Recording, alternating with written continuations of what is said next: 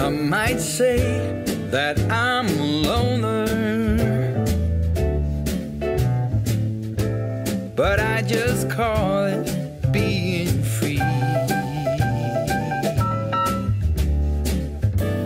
I am my heart's only owner, or at least I used to be. 'Cause now a wildfire is raging deep inside, and my heartstrings are pulling like the tide, and the match that drew a spark was a single stolen kiss. And if that ain't love, Quả 10 năm.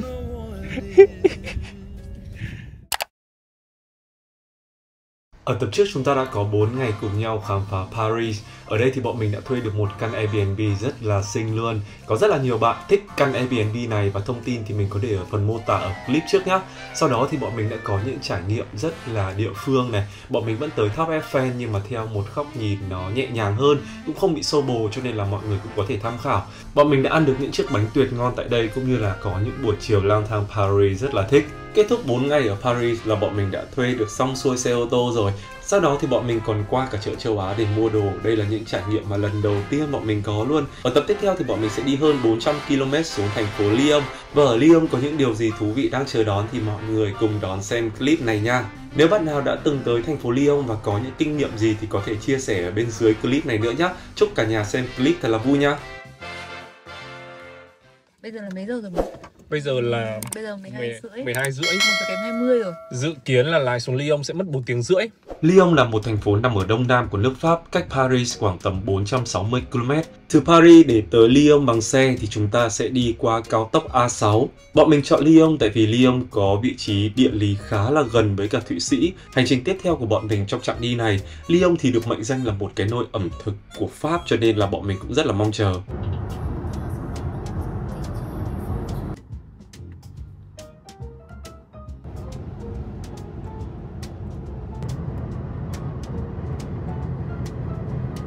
Đường này thì cái tốc độ tối đa là được 130 km/h. Cao tốc ở Việt Nam mình thì tối đa là hiện tại đang là 120 km/h. Khúc này đường đẹp ha? Đẹp nhỉ? Người ta làm cái đường màu đỏ đỏ như này này mọi người, ở những cái chỗ mà nó có nhiều cái nút giao rồi trạm nghỉ để mà cho chúng ta dễ tập trung hơn. Đấy, còn nếu những cái đoạn đường xám trải nhựa bình thường nó là đường bình thường thôi. Còn những cái đoạn nào mà nó có nhiều cái xung đột giao thông thì người ta sẽ làm cái màu này để cho chúng ta có thể tập trung hơn. Hôm nay thì mình lái xuống Lyon thì nó rơi vào khoảng tầm gần 500 cây. Sau đó thì từ Lyon bọn mình sẽ lái ngang sang Thụy Sĩ, rồi mấy nơi Thụy Sĩ liền, xong rồi lại từ Thụy Sĩ về lại bên Paris. Thì chặng này mình đi cũng phải gần 2.000 cây. Sẽ có 4 cái giấy tờ mà mọi người cần nhớ khi mà mọi người thuê xe. Cái thứ nhất đấy là bằng lái Việt Nam, cái thứ hai là bằng lái International, bằng lái quốc tế. Cái thứ ba thì đó sẽ là hộ chiếu của mình, và cái thứ tư là một cái thẻ tín dụng có tên của cái người lái, là tên ở đây là mình lái, mình mới đăng ký thì sẽ là thẻ tín dụng tên mình luôn. Thì khi mà có 4 cái giấy tờ đó thì mọi người có thể thuê dễ dàng là tại châu Âu, tại Pháp. Có một cái lợi thế nữa là bằng lái của Việt Nam mình thì như mình thuê của bên Sixty thì họ cũng có nói rằng là lái của người Việt Nam thì Việt Nam nằm trong một cái danh sách mà không cần có bằng lái quốc tế, nhưng mà mình vẫn chuẩn bị. Thì đợt này thì cái International Driving Permit của Việt Nam mình do Cục Đường bộ cấp thì họ đang tạm dừng, tại vì là đang chuyển qua Bộ Công an, cho nên là mình chỉ có thể cấp được cả IDP là cái International Driving Permit của EAA, là một cái tổ chức của Mỹ. Đơn vị thuê xe thì họ cũng chấp nhận cái đơn vị này, cho nên là mọi người vẫn phải cần có một cái bằng IDP nhá, một cái bằng lái quốc tế. Thì mình nghĩ là để cho chắc tốt nhất đấy là trước khi mà thuê xe thì mọi người nên email họ về những cái giấy tờ mà mình đang sở hữu, đang có thì có đủ điều kiện để thuê xe không. Cả là lúc mà bọn mình thuê xe thì bọn mình cũng có kiểu như là tìm hiểu xem là cái hãng cho thuê xe đấy họ cho phép là mình sử dụng cái xe của họ để vượt biên không, tức là để đi sang một đất nước khác không. Bởi vì như lúc mà mình tìm hiểu ấy là sẽ cũng có một vài hãng xe, tức là theo thông tin mà mình tìm hiểu thôi, không biết thực tế thì nó có chính xác là như thế không, nhưng mà cũng sẽ có một số hãng xe là họ không cho phép là sử dụng những cái xe đấy để vượt biên. Đấy thì cái đấy cũng là một cái mà mọi người phải lưu ý nếu như mọi người định có những cái hành trình là đi từ nước này sang nước khác. Khi mà ví dụ như là mọi người muốn đi từ nước này sang nước khác ở bên châu Âu ấy, thì mọi người sẽ phải mua hai cái. Cái thứ nhất đấy là cái cross border fee, nó là cái phí vượt biên. Thì cái cross border fee này thì nó sẽ dành cho những nước mà ví dụ như là mọi người từ Pháp sang Thụy Sĩ, sang Đức, sang Ý, sang Hà Lan thì mọi người phải mua cái cross border fee này.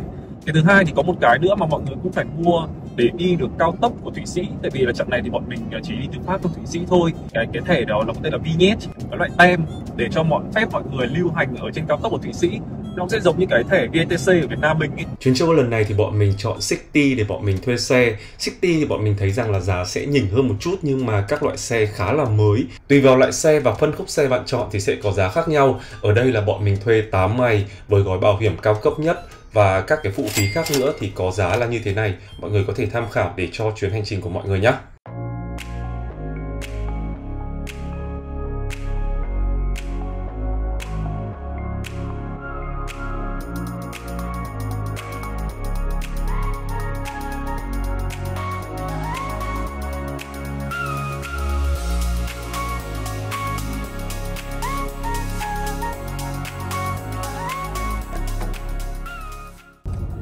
Bây giờ thì bọn mình sẽ vào một cái trạm nghỉ để đi vệ sinh, giải quyết nỗi buồn.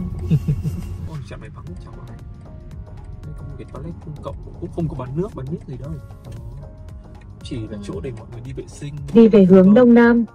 Rồi, từ từ 300 m nữa, nhập vào đường. Cái trạm này thì trạm trông nghèo nàn nhất từ nãy giờ. Thì mình lại dừng bố. Bình thường là nó sẽ có kiểu tiếp xăng, tiếp điện nữa các thứ và dịch vụ ăn uống ở đây. Mình chỉ đi xe thôi. Đây để mình quay cho mọi người coi nhá.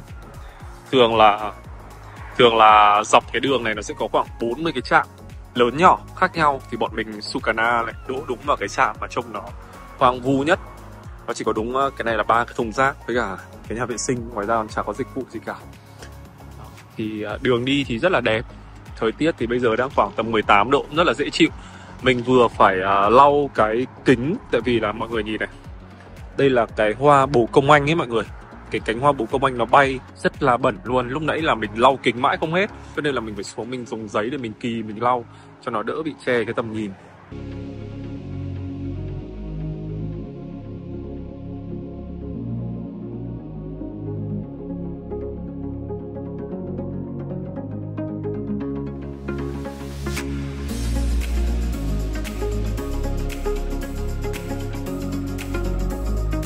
Chúng mình lại vừa có thêm một bài học nữa.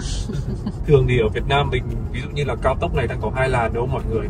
Thì cái làn giữa mà mình đang đi là thường sẽ dành cho những cái vận tốc trung bình khoảng tầm 70 đến 90. Còn cái làn bên trái thì sẽ dành cho vận tốc tối đa lên tới khoảng tầm 120 km/h nếu mà mọi người muốn đi nhanh. Nhưng mà ở Pháp ấy thì vẫn là 2 làn đường như vậy, nhưng mà mọi người chú ý nhé, mình đang đi ở làn giữa như thế này. Thì kiểu nghĩa là khi nào mà các bạn muốn giữ đều cái vận tốc, kể cả là 110 hay là 120 thì các bạn cũng vẫn đi làn giữa. Các bạn chỉ sử dụng làn trái khi mà các bạn muốn vượt. Các bạn vượt xong cái người ở cái làn giữa đó thì các bạn lại phải quay trở về làn giữa để các bạn tiếp tục giữ đều cái tốc độ là 100 đến 120, cái tốc độ tối đa mà cho phép. Đây nha, ví dụ như là mọi người đang thấy có cái xe Hyundai trước mặt đúng không? Mình sẽ chuyển làn này, mình sang bên này này, mình đạp ga để mà mình vượt. Sau khi mình đã vượt xong và đã đủ khoảng cách an toàn thì mình phải trả lại về cái làn bên này và mình giữ tốc độ ổn định ở làn này. Nếu mà mình đi ở cái làn bên trái quá lâu thì mình sẽ bị phạt một cái lỗi gọi là chiếm làn đường không cần thiết. Nên cái này mọi người chú ý khi mà mọi người lái xe ở bên này ha. Chúng mình đã đến trạm thu phí để ra khỏi cao tốc.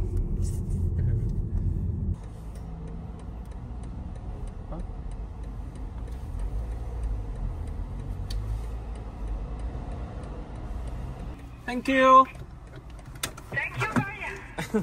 Cái thẻ cái vé cao tốc ấy, đút vào mãi nó cứ đẩy ra, đút vào mãi nó cứ đẩy ra. Xong rồi đến khi mà ấn gọi người hỗ trợ kiểu gọi assistant thì cái thẻ nó lại đưa vào được. Cái thẻ nó đưa vào được, xong rồi đến bước thanh toán thì mình bỏ credit card vào thì nó lại không nhận credit card. Mấy lần thẻ tín dụng nó không nhận, thế là cuối cùng lại phải dùng tiền mặt. Đẩy tiền mặt vào thì 2 tờ 20 euro thì 1 tờ được 1 tờ không. Chắc là cái máy đấy nó bị lỗi đó. Xong rồi cuối cùng hết 41 euro. 41 euro cho quãng đường cao tốc vừa xong. 41 là bao nhiêu? 43,2 triệu. Cao phết nhỉ? C-A-N-G-E-M.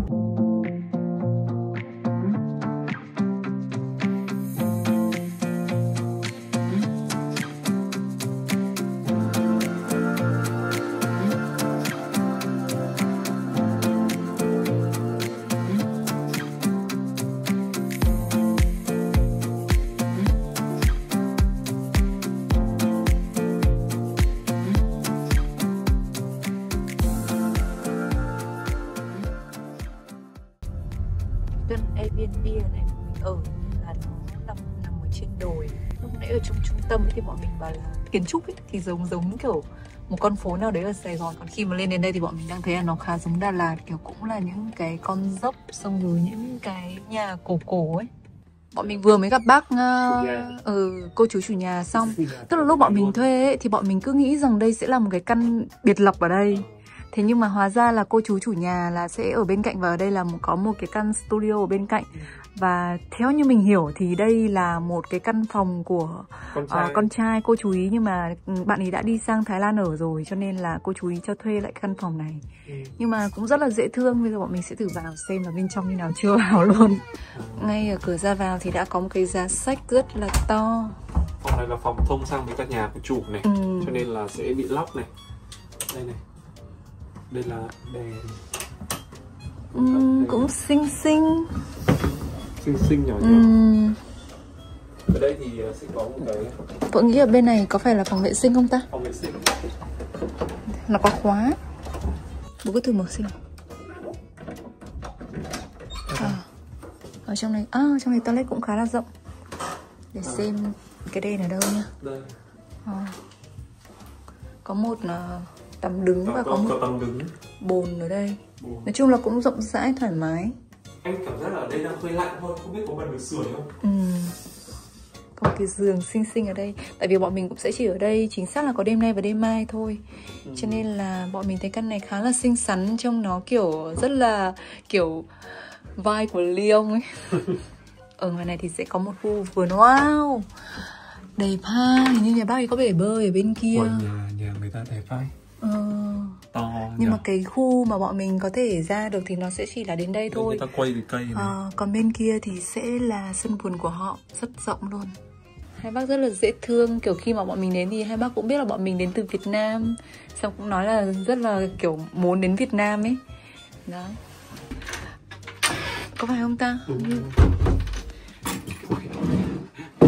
Bọn mình đang lo là không có tủ lạnh tại vì mua rất là nhiều đồ ăn. Nhưng mà hóa ra là nó ở sau đây. Đầy đủ luôn. Có lò vi sóng này, có tủ lạnh nhỏ này. Ok. Chắc mình phải bật. Xin chào. Ui. Từ hôm đến giờ gặp rất là nhiều mèo. Đang muốn vào đây. Lúc nãy bác ấy còn nói rằng là bạn ấy tên là gì nhở? Daughter. Không phải. Daughter, con gái là đây à? No. Bác ấy nói là con trai bác ấy đang ở Thái. Và lúc ấy bác ấy nói là gì, tên là gì, tự nhiên mình quên mất. Nhưng mà bác ấy bảo là có bị phiền với cô ấy không. Đấy, thì em lúc đấy mình cứ nghĩ rằng cô ấy là kiểu cô hàng xóm hay là gì đấy. Hóa ra là cô ấy là cô mèo này. Hoặc là lúc đấy em cứ nghĩ nó là một cô chó, nhưng mà hóa ra là một cô mèo này. Và hỏi mình là có bị phiền không khi mà có một cô ấy ở đây. Thì mình cứ nghĩ là kiểu hóa ra là con mèo này. Xin chào. Quên mất tên rồi, con ra đây. Ra đây gãi nào. Mới mà làm quen nhá. Ở trên bàn này thì họ đặt cho bọn mình rất là nhiều những cái tờ, kiểu như là những cái tờ rơi, để cho bọn mình có những cái địa chỉ đi tham quan nhé, các thứ này.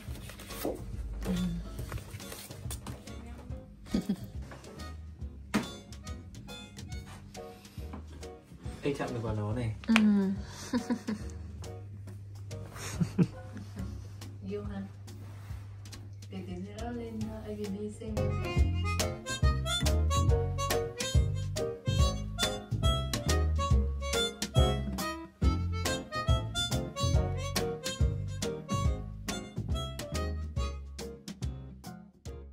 Nói chung là Lyon mọi người ạ, rất là giống Đà Lạt luôn.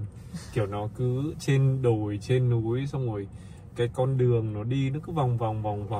Xong rồi kiểu trên đồi, trên núi xuống ấy. Cho mọi người coi. Phía xa xa đấy là cái phần gọi là sao, trung tâm thành phố Toàn đấy. cảnh thành Thì phố. toàn cảnh thành phố đấy thì nó sẽ ở phía dưới, còn ở bọn mình đang ở trên một cái đồi và các con đường đây nó cứ là lên xuống dốc. Mang lại một cảm giác rất là giống Đà Lạt, mà thời tiết thì nó lại còn se se lạnh. Xong ở đây thì nhiều cây, nhiều hoa ấy. Yên tĩnh, xong rồi vắng vẻ nữa. Đây sẽ là một trong những cái địa điểm ngắm thành phố nổi tiếng ở đây. Bố ơi, biển số xe của mình. Thanh toán tiền để đỗ xe ấy mọi người. Khi mà mọi người đỗ xe ấy, mà ở đây nó sẽ có những cái chữ đây, chờ tí, đây. Nó có cái chữ này. Pay, bọn mình không biết đọc tiếng Pháp ấy, bọn mình cứ đọc là pay and, thì sẽ phải thanh toán tiền. Một là mọi người có thể thanh toán ở cột đỗ xe như thế này. Hai là mọi người có thể thanh toán online cũng được. Mình đang đứng thanh toán, loay hoay thanh toán ấy, thì có một chị đi ra, chị bảo là kiểu mà ở đây sẽ được miễn phí sau 7 giờ. 7 giờ tối. Bọn mình không cần phải thanh toán đâu. May quá. Còn bây giờ đang là 8 giờ kém 15 rồi. Bảo sao nó chỉ hiện option là qua đêm. Nhưng mà đúng là phải công nhận là nếu mà có xe nhở, đi sẽ rất là tiện lợi. Chứ thực ra ở đây mà bây giờ mà bắt taxi hoặc thì là cũng đắt. Uber, bọn nghĩ là cũng khó ấy. Cũng đắt, cũng khó. Mà thật sự là hôm nay không biết có phải là do là thứ bảy không mọi người. Siêu vắng, thành phố siêu vắng luôn. Chắc là Mình chỉ nghĩ có là mỗi tiếng do của bọn thứ mình. Bảy đấy, tại vì là hôm nay ở trong thành phố Paris mình cũng thấy rất là vắng rồi. Trông rất là lãng mạn. Nó sẽ có nhiều tầng. Đi thử ra đây xem sao nhá. Tiếng nhà thờ này mọi người.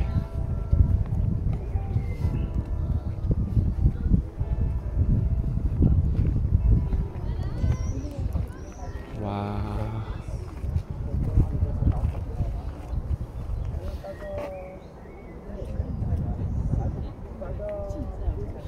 Ở đây thì cũng đang có rất là đông người ở đây.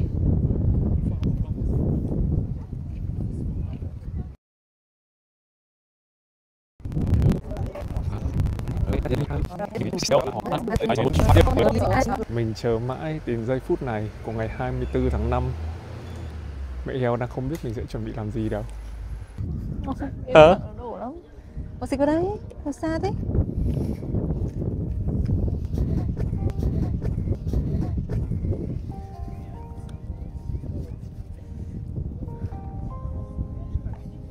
Đẹp phết nhờ, nói chung là trong nó cũng cái gì đấy? Quả 10 năm. Quả 10 năm. Nhưng mà em lật mặt đằng sau vào cái dây chuyền.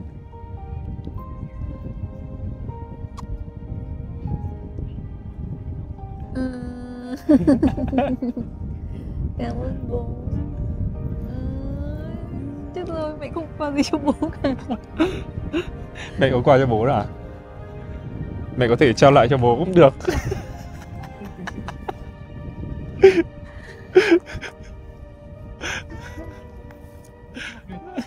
Đây à?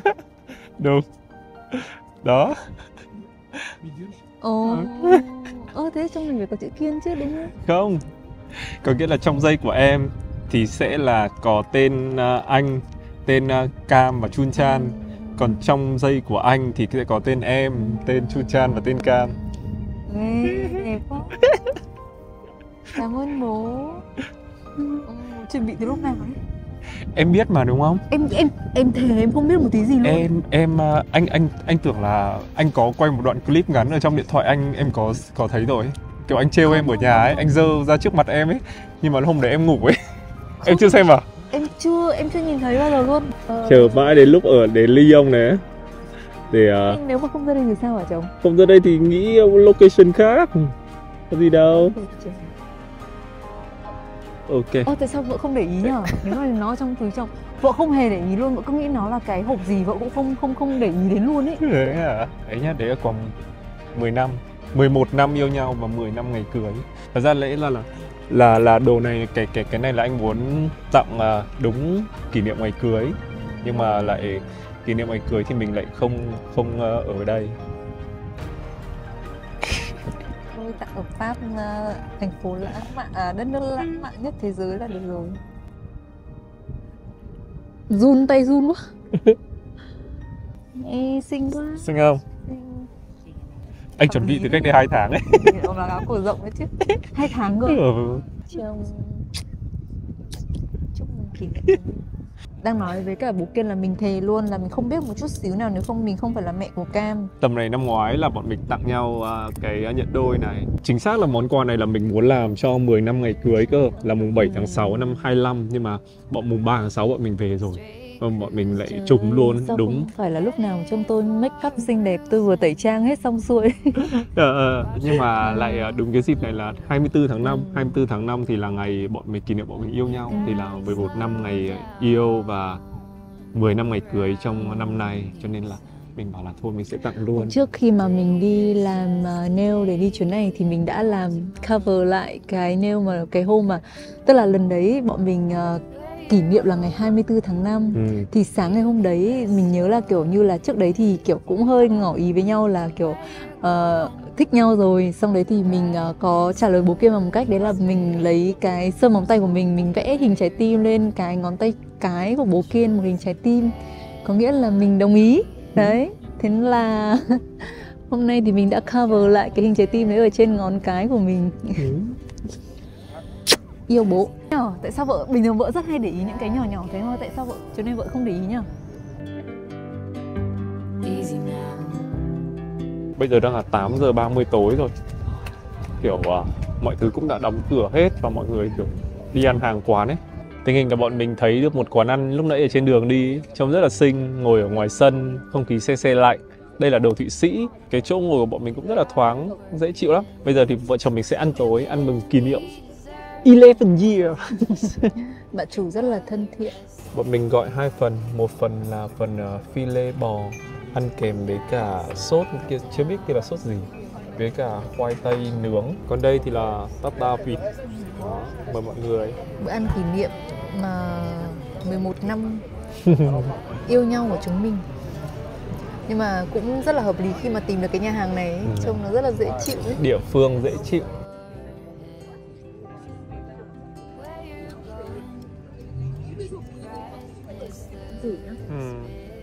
Trong đường giòn ha.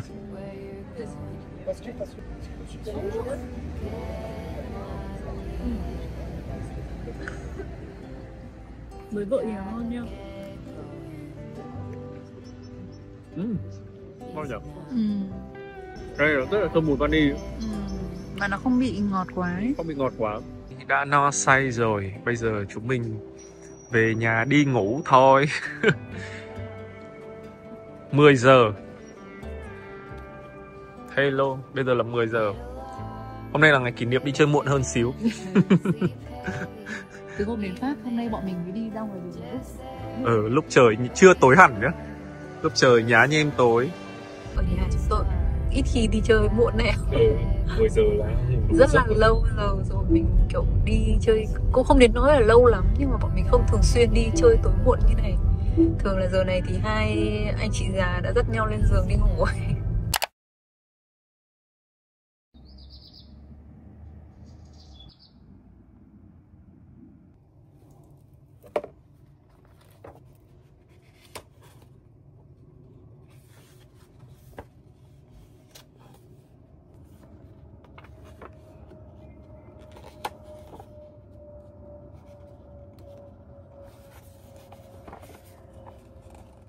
Chủ nhà họ có một bé mèo ấy mọi người. Và nàng này thì nàng ấy tự nhiên như ở nhà luôn ấy. Nàng ấy đi qua cửa ban công kia xong rồi nàng vào đây biến nàng lên giường nàng nằm. Sáng mở cửa ra là thấy chờ. Này nàng. Ê. Để tí nữa hỏi lại bác chủ nhà tên nhá.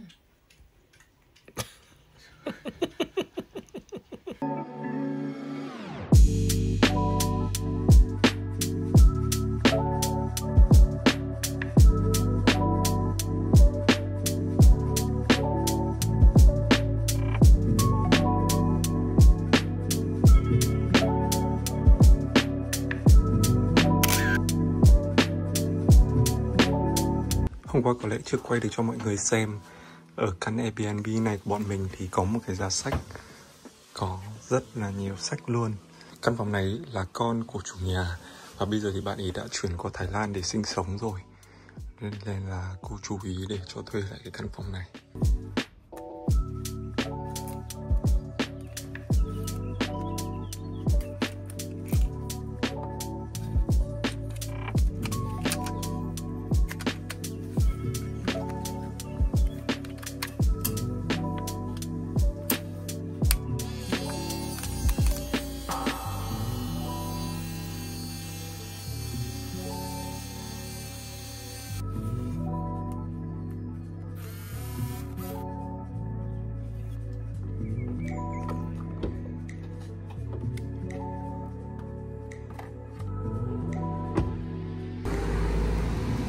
Không ồn ào hay là náo nhiệt như ở Paris, Lyon là một nơi mình cảm thấy rất là yên bình.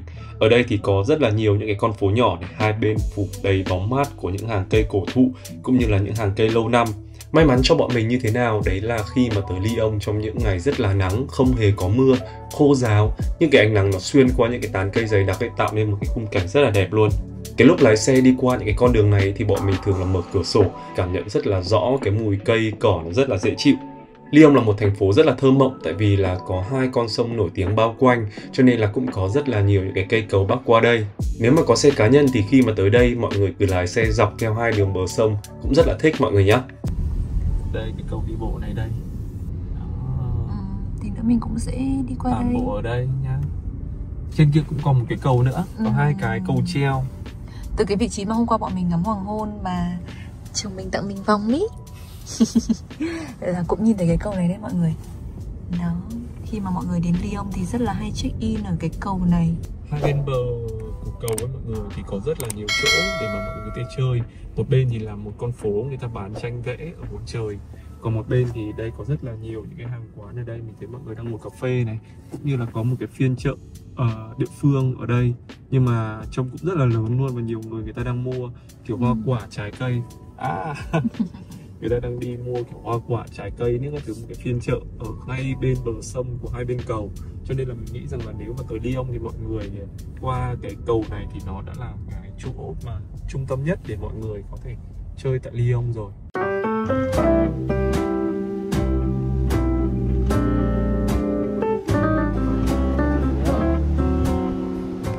Vì hôm nay là chủ nhật ý, cho nên là cũng sẽ có khá là nhiều hàng cũng sẽ nghỉ. Đây mọi người có thể thấy là những cái hàng mà ví dụ như là quần áo, thời trang, những hàng bán nữa, hầu như là hàng ăn mở thôi.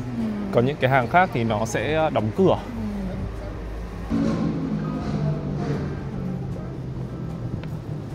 Mọi người biết gì không, là ở Pháp ý, là họ sẽ không mở cửa vào chủ nhật và rất là thiếu những cái cửa hàng tiện lợi mà mở 24/24 do nhiều yếu tố liên quan đến văn hóa, pháp luật và xã hội. Họ rất là tôn trọng những cái ngày nghỉ. Chủ nhật thì là một cái ngày mà họ dành cho gia đình và nghỉ ngơi. Người Pháp thì họ rất là coi trọng cái việc mà cân bằng giữa cuộc sống và công việc. Vì vậy mà chủ nhật thì được coi là một cái ngày để bảo vệ đời sống cá nhân của những cái người lao động. Ngoài ra thì cái luật lao động ở bên Pháp thì rất là nghiêm ngặt, và họ cũng giới hạn cái giờ làm việc nữa, cho nên là sẽ có nhiều cái cửa hàng phải xin phép đặc biệt nếu mà muốn mở cửa vào chủ nhật. Ngoài ra thì còn phải trả lương gấp đôi cho nhân viên. Ở Pháp ấy, thì sẽ ít cái kiểu cửa hàng tiện lợi 24/24 hơn so với cả ở châu Á, là tại vì là người Pháp không gắn liền với việc là mua sắm nhanh mọi lúc mọi nơi. Đây, quán chúng mình ăn sẽ là quán màu nâu này, Café Des. Có một chị heo mignon ngoài cửa rất duyên dáng. Quán này thì mẹ heo tìm được ở trên TripAdvisor. Để bọn mình sẽ ăn thử.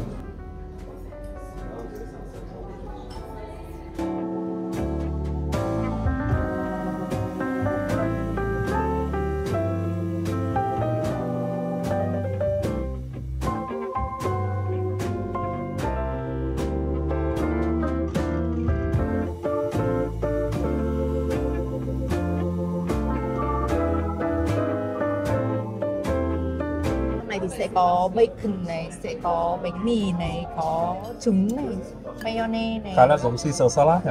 Khá là giống Caesar salad. Cái bên này cũng là salad đúng không ạ? Cái này họ bảo là trộn vào cái gì ha? Mình cũng không biết cách chị ăn chính xác, nhưng mà trông hấp dẫn ha. Heo hầm với cả sốt nấm và sốt rượu thì phải.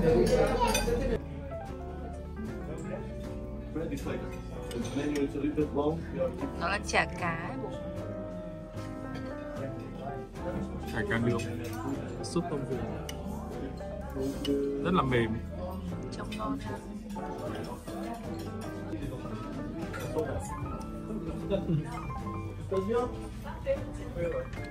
Giống vị tráng cua Việt Nam mình. Thế hả?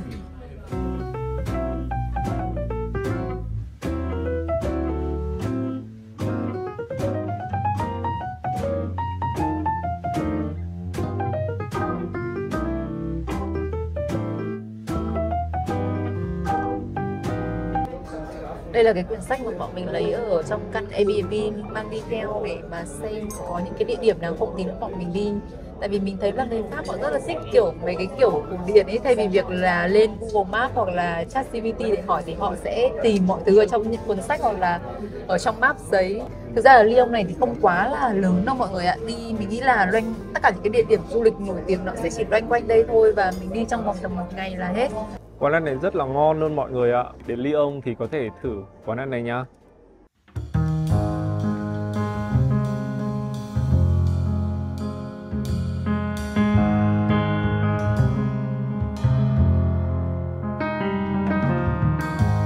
Église là một trong những nhà thờ cổ nhất ở Lyon và tọa lạc ở quận 2. Nhà thờ này thì được xây dựng vào thế kỷ thứ 5 và nằm trên một công trình La Mã đồ sộ. Các bạn có thể nhìn thấy là nhà thờ này thì được xây dựng theo hình của một cây thập giá với 2 tháp không đối xứng. Mỗi tháp thì sẽ đại diện cho một thời kỳ khác nhau. Tháp phía Bắc là từ cuối thế kỷ 15 và tháp phía Nam là hoàn thành vào năm 1857.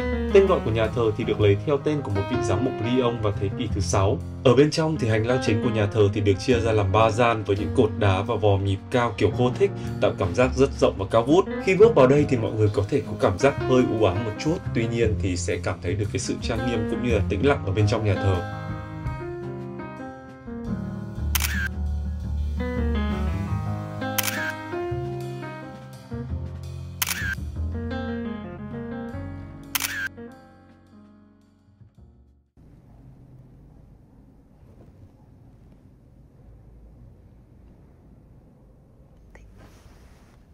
Thích mà không có điều hòa thứ gì mà nó mát, kiểu đá thứ này Mát nha.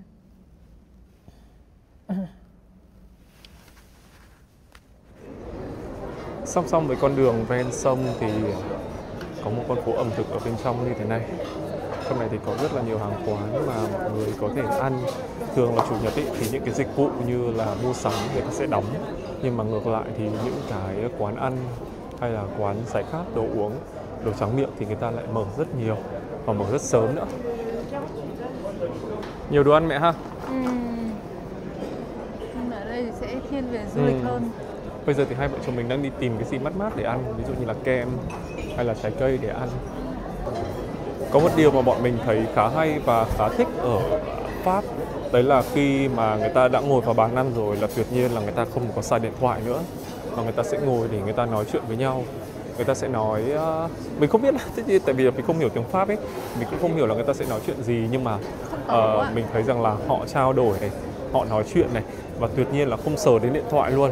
Từ những gia đình mà có người lớn tuổi cho đến những gia đình có thanh niên trẻ hơn thì hầu như là mọi người đều sẽ nói chuyện với nhau, chứ không phải là kiểu cứ ngồi ăn chung một bàn nhưng mà mạnh ai việc người đấy làm ấy. Đấy là một cái điều mà mình thấy rất là thích. Buổi chiều ngày hôm đó thì bọn mình cũng dành thời gian để lang thang trung tâm Lyon. Thật ra ở trung tâm Lyon ấy thì cũng không quá là lớn đâu mọi người ạ. Tất cả những cái điểm du lịch nổi tiếng thì cũng tập trung quanh đây hết, cho nên là bọn mình cũng cứ tản bộ và đi dạo quanh đây thôi. Lyon thì nổi tiếng với 2 con sông, đó chính là sông Saône và sông Rhône. Bọn mình đi dạo và ngắm ở bên bờ sông Saône, tại vì ở bên bờ sông Saône này thì có rất là nhiều những cái cây cầu cổ nổi tiếng. Có những cây cầu rất là nhiều tuổi bắc ngang qua sông, và mình phải công nhận một điều là Lyon không ồn ào và náo nhiệt như ở Paris, cho nên là đem lại cho bọn mình một cái cảm giác rất là dễ chịu, thư thái và thoải mái.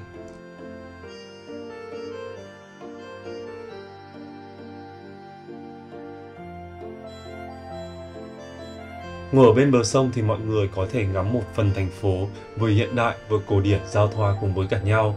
Ở trên sông thì có rất là nhiều những cái hoạt động và có rất là nhiều tour mà đi thuyền ở trên sông. Những cái tour mà bọn mình muốn đi thì hôm nay lại hết vé mất rồi, cho nên một trong những cái kinh nghiệm là nếu mà mọi người muốn đi những cái tour này thì mọi người nhớ đặt sớm hơn nhé.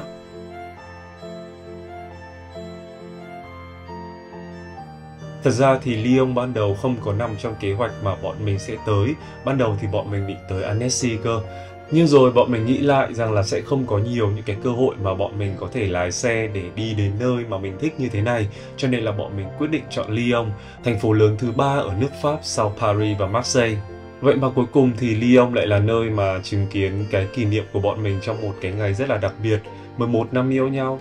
Cũng là một cột mốc rất là đáng nhớ trong hành trình mà bọn mình yêu nhau, đúng không mọi người?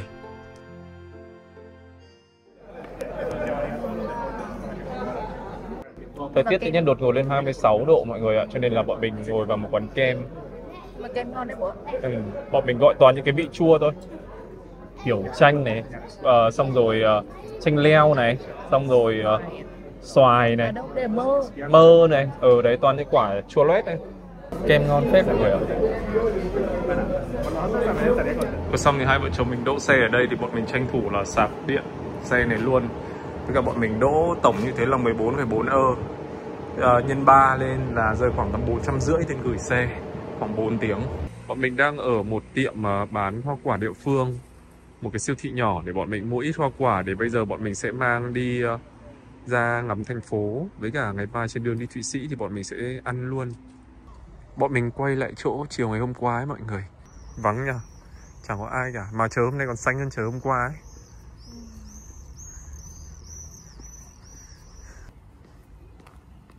Vợ xem cái hoa này, vợ thấy nó mọc ở ngoài đường rất nhiều. Hoa đỏ này á? Đẹp nhỉ. Cái hoa này ở trong một cái loại nước hoa gì ấy. Mọi người nhìn bầu trời này, xanh, đẹp nha. Ở đây hóa ra là nó có lý do để vắng mọi người ạ. Là cái view nó thì không thể nào đẹp bằng bên kia được. Đó, đây bây giờ mọi người nhìn nhá, cái view này vẫn là view toàn thành phố nhưng mà chúng ta sẽ không nhìn thấy mấy cái cầu thứ. Xong ở dưới này thì là một cái sân tennis, mọi người đánh tennis thể thao. Đó. Có một điều mà bọn mình thấy ở Pháp ấy là họ có rất là nhiều công viên. Công viên thì không cần phải lớn, là một cái chỗ để cho mọi người vào nghỉ ngơi này, thư giãn này, tập thể dục này, rồi chill chill này. Rất là hay.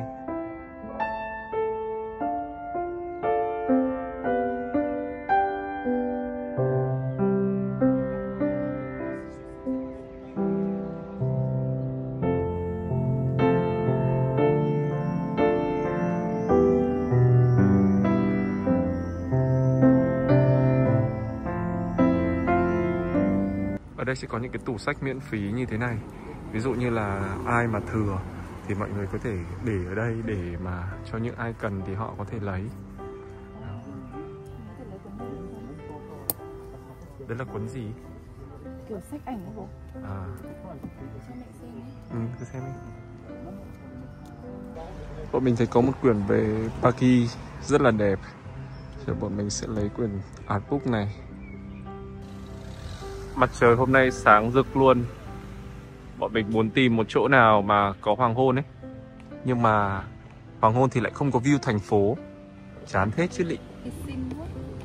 Hoàng Thanh Loan đã thu thập được vài cuốn sách rồi. Mang về để trên giá sách để tập tìm được cái Lyon. Mấy cuốn này đều rất là hay. Wow, hôm nay có nắng. Nó là một cảnh tượng khác hẳn luôn mọi người ạ. Đẹp vô cùng. Wow.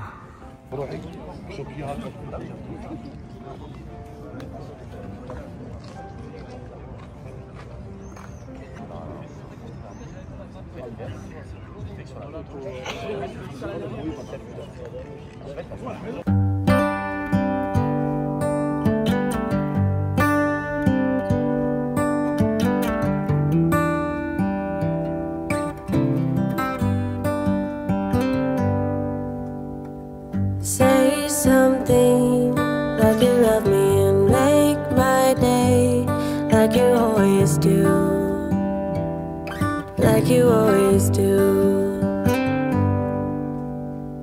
Hold my hand and look me in the eyes so I can tell you how I feel,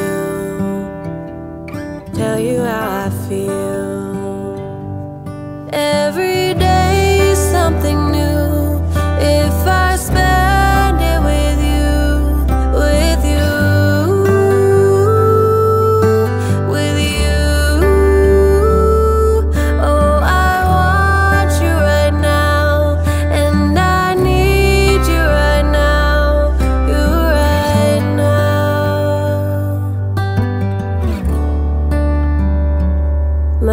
spinning round, round, around. Oh, I want you now, now, now. My world is spinning round, round, round. And I want you now, and I want you now, and I want you now.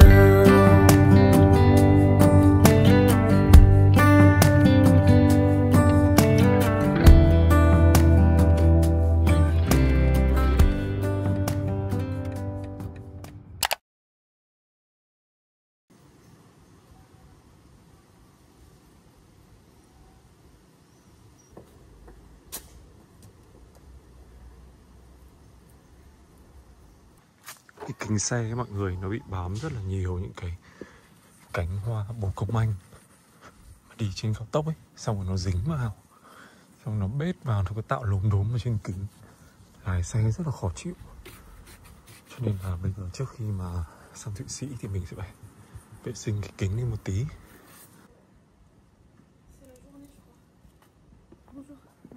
Merci.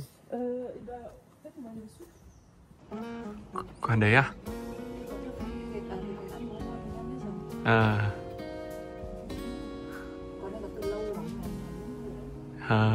Thế là mình lại ăn chuẩn đấy.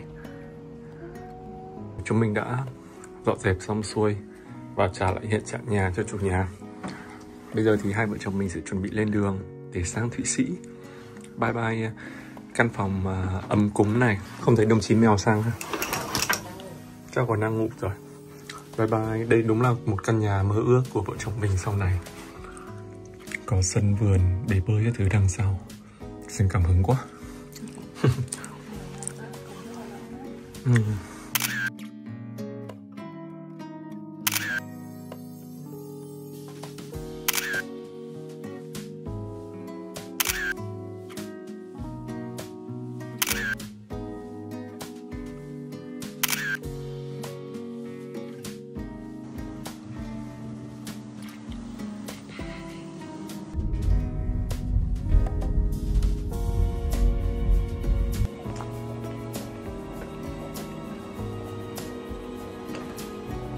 Mình vừa mới mua 2 ly Starbucks trước khi mà sẽ lên đường sang Thụy Sĩ.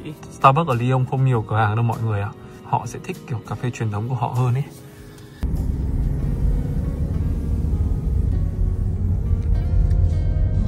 Đẹp ha. Đi sang Thụy Sĩ Đến đèn thôi. giao thông, rẽ trái.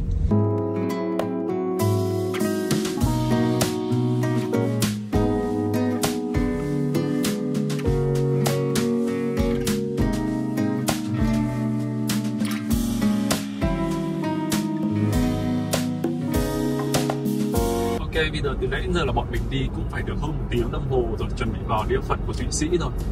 Sẽ ra khỏi Pháp. Nói chung là những ngày ở Paris và Lyon thì rất là thích, cảm giác rất là khác so với 6 năm trước mà vợ chồng mình trải nghiệm ấy. Đặc biệt là ở Lyon, hôm qua thì là ngày Chủ nhật cho nên là mọi thứ yên tĩnh và đóng cửa hết. Nhưng mà sáng nay khi mà bọn mình vào phố đi mua cà phê thì thấy nó nhộn nhịp hơn và đã có kẹt xe nữa. Thì chắc là sẽ hẹn Lyon ở một dịp khác và bọn mình sẽ ở lâu hơn để khám phá nhiều hơn. Thơm nước mùi cây cỏ này nhỉ? Thơm nhờ. Mùi cỏ thơm quá, mùi là dễ chịu lắm. Dự báo thời tiết là bọn mình đến Thụy Sĩ sẽ mưa và mưa buổi đêm thôi, sáng sớm, còn lại thì cả ngày sẽ nhiều mây. Mong là trời đổ sẽ có nắng như thế này, đẹp thế. Trời ơi! Ở trên hình nó chỉ được kiểu 1/10, chắc 2/10, 1/10 thôi ấy. Ngoài đẹp quá trời. Khi mà chúng ta ra khỏi cao tốc thì chúng ta sẽ có một cái vé này, chúng ta cho vé vào 18,8 euro. Từ từ để anh thử chạm credit card xem nào.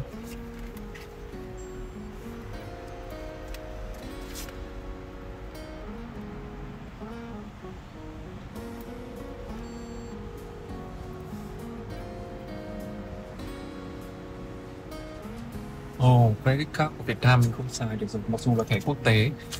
Mình sẽ phải xài tiền mặt. Bố xem. Ôi, không nhận 50 euro. không nhận 50 euro. Trời đất. Bao nhiêu hết? 18 euro đúng không? Tôi không biết ta có đủ không. Bọn mình còn có một ít xu lẻ.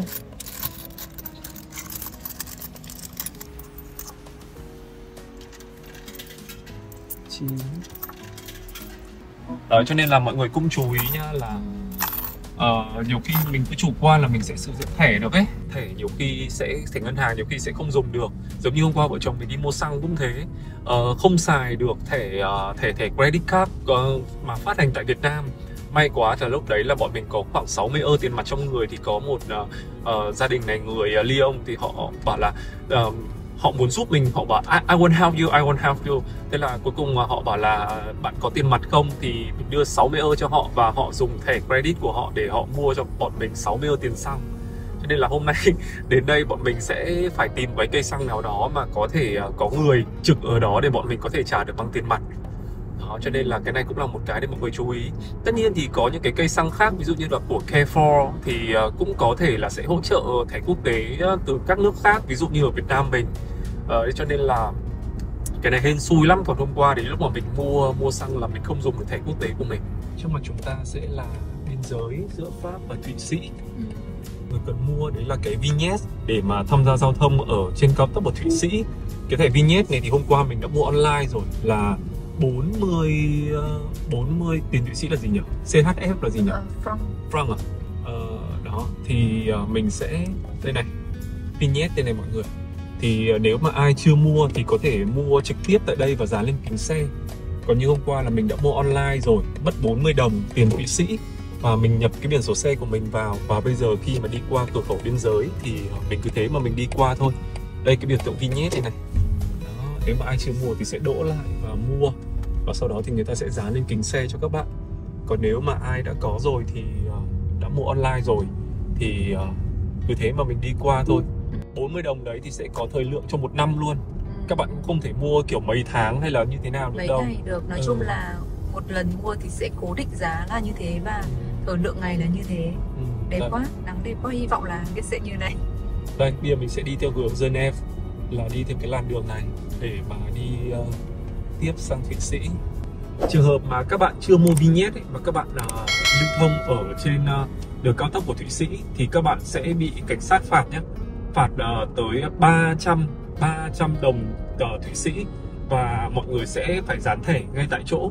Cho nên là cái này là mọi người lưu ý trước khi mà đi xe từ một quốc gia khác sang Thụy Sĩ thì mọi người phải mua 2 cái phí đấy nha. Một là cross border fee là phí vượt biên, 2 là cái vignette để tham gia cái cao tốc Thụy Sĩ ha. Như vậy là chúng ta đã đi với nhau một nửa chặng đường rồi. Ở vlog tiếp theo sẽ là một vlog mà mình nghĩ rằng rất nhiều bạn mong chờ. Đó chính là vlog bọn mình ở Thụy Sĩ. Thời gian bọn mình ở Thụy Sĩ đến 1 tuần và bọn mình ở tới 2 căn Airbnb ở đây. Cho nên mình nghĩ rằng là vlog tiếp theo sẽ dài tới 2 tiếng mất. Không biết là mọi người có đón xem không nhỉ? Quay trở lại với vlog Lyon. Nếu như mọi người đã xem đến đây và thích vlog này thì mọi người hãy để lại cho mình một biểu tượng mặt trời nhé.